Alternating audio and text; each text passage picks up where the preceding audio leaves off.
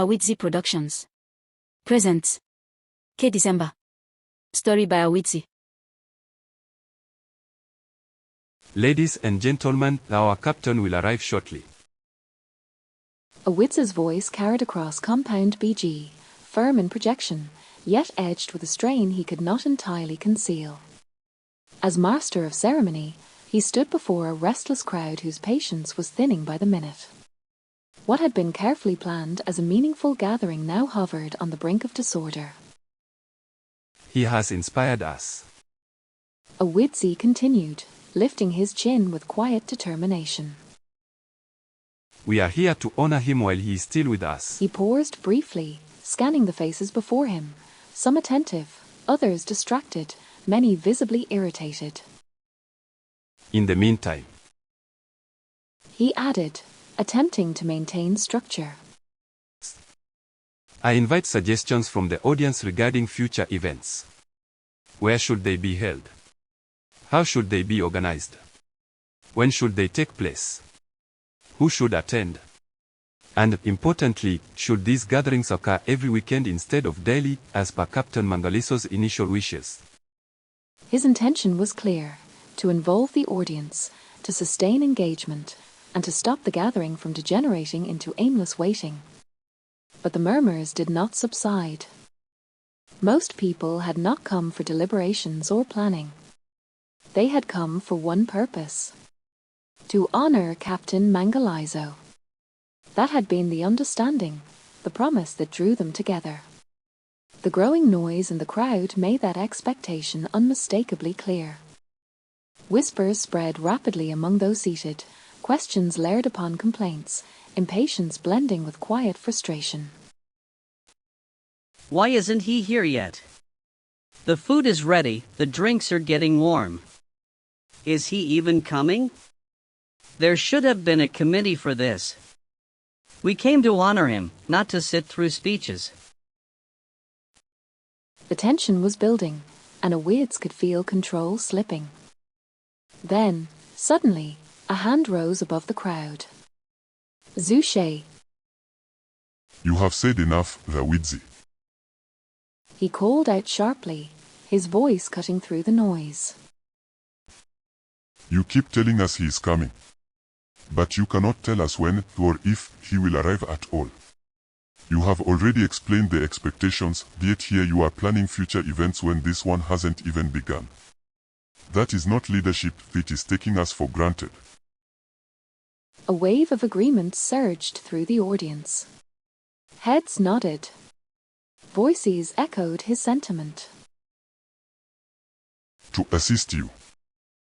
Zuche continued, his tone now measured but firm. I will ask Mzo to take my car and fetch our captain at my own expense. The declaration was met with applause, genuine, relieved, and decisive. The gathering had been intended as a celebration, a different kind of Christmas. Some attendees had saved money specifically for this occasion, eager to share in a communal experience. Others had arrived with little or nothing, yet brought with them a willingness to contribute in whatever way they could. It was a convergence of different lives, different expectations, and different intentions. All that was missing was Mangaliso. His presence would have anchored the event, given it direction, purpose, and closure. His absence, however, had left a vacuum, one that uncertainty was quickly filling. Awitzi, sensing the need to regain credibility, unfolded a small note from his pocket. It contained a list, Mangaliso's stated wishes, shared the previous night. Nompumelelo, could you please come forward? He asked. She stepped forward promptly, composed and attentive. I would like to confirm our level of readiness. Awitzi said. Of course. She replied. Our captain asked about the red carpet. Is it in place? Not yet. Nompumelelo answered honestly. We did not have sufficient funds to secure one. Awids nodded, absorbing the response. He also mentioned his preferred music. Is that arranged? It is. She said, turning towards the DJ. Please raise the volume briefly. For 2 seconds, music pulsed through the compound, enough to demonstrate preparation. Thank you. Awidzi said. And regarding timing, did we arrive as scheduled? Yes. She confirmed. Some arrived even earlier to begin preparations. The only person not present is Mangaliso himself. A ripple of uneasy laughter passed through the crowd. What about food and drinks? Awidzi continued. We have received generous contributions from well-wishers. There is enough for everyone present, and those still expected. And the overall expectation? We are ready to welcome our captain. Numpu Melilo said. He will be pleased to see that most of his wishes have been fulfilled. Any additional matters? Yes. She added. A journalist has been invited to cover the occasion. She is present among us. A few people laughed, some amused, others cynical. Numpu Melilo stepped back towards the kitchen area. You may laugh. Awidzi said, turning again to the audience. But everything we are doing is to ensure that no one is left behind. That we understand our purpose and direction when our captain arrives. He was drunk when he gave you that list. Zhu Shay interjected. Not everything a drunk man says should be taken seriously. I am here to eat, drink, and observe. The truth is, you took his words seriously when most people rejected them. And now you are pleased because this gathering gives you material for your writing projects. That is your real agenda. The accusation lingered heavily in the air. Zhu Shay was not finished. Let me make something clear. He continued. Everyone here has an agenda. Marito stepped forward, intrigued. Clarify those agendas. She said. Zhu Shay rose to his feet. Marita, your agenda is to ask questions as a journalist. Awidzi, yours is to capture spoken words for your writing projects. Numpu Melilo, yours is to manage the event. Mangalisos, if we are honest, it is just to get drunk and mislead us. Mzo's agenda is to entertain when needed. And mine, I am here to eat, drink, and celebrate if he ever arrives. Laughter erupted across the compound. Well, Marito said, smiling slightly. you have clarified matters. Awidzi, you may proceed, and perhaps later I will have an opportunity to speak as well. Before Awidzi could respond, Numpu Melilo stepped forward once more. That is enough, Zuki. She said firmly. Awidzi has worked tirelessly to organize this event. It is not the first time concerns have been raised. Complaints began even yesterday in the presence of Mangaliso. Yet Awidzi chose to move forward, to create something meaningful. No one anticipated this delay. But challenges are part of life. Marito raised her hand. Could you provide a detailed account of what happened yesterday? She asked. It would help everyone understand how we arrived at this point. At the same moment, Zhu Shay handed his car keys to Mzo. Go. He said. Bring him here. Mzo nodded and left immediately. Numpu Melilo turned to the crowd. As Mzo goes to fetch our captain, She said. I will explain what transpired yesterday. The crowd settled, attentive. Mangaliso was celebrating, drinking, dancing, speaking freely.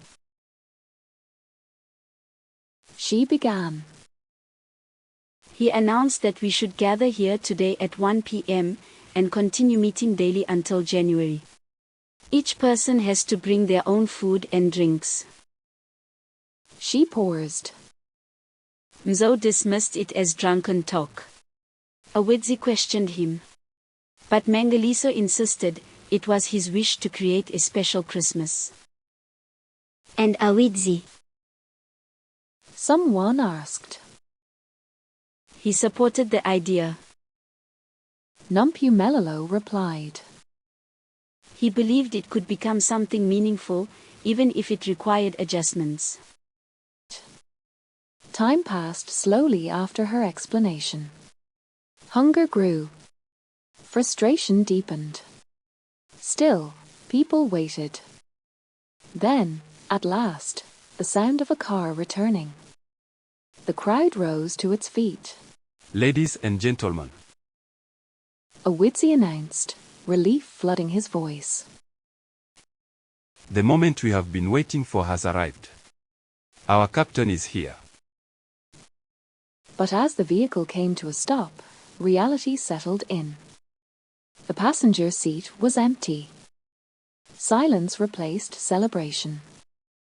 Mzo stepped out slowly. He is not available. He said quietly. His phone is off.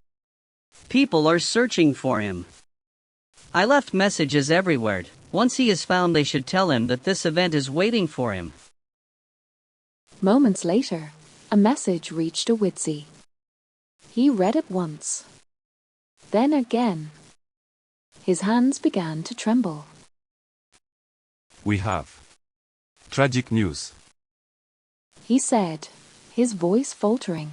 Captain Mangaliso has taken his own life. The words landed heavily. What? Marita whispered. The crowd stood frozen, shock spreading like a wave. Then came the noise. Is this not your fault, Awidzi? Mzo shouted. You created pressure. He heard about this gathering and could not bear it. Voices clashed, accusations, defenses, confusion. Awidzi lowered his head, overwhelmed. Numpu Melilo stepped aside to answer a phone call.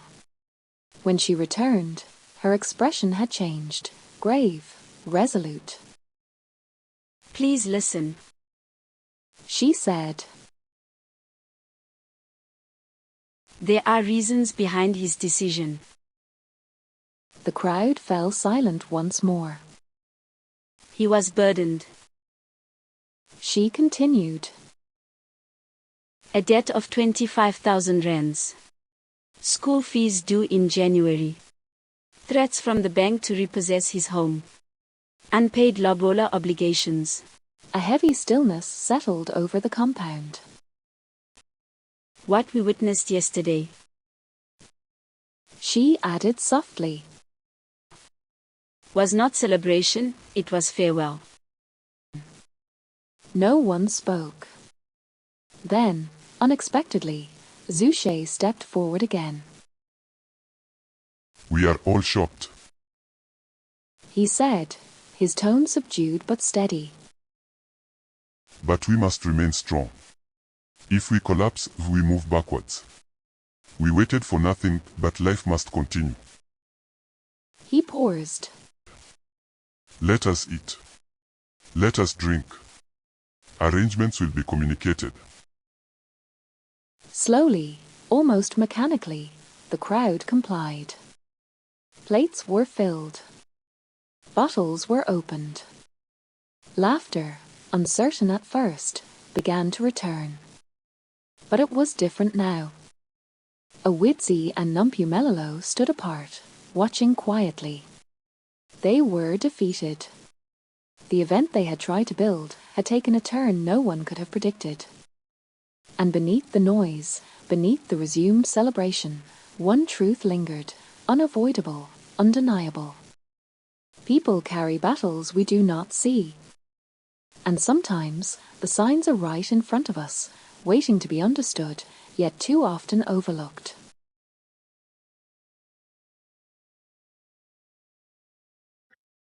Awidzi. Turning spoken words into actions.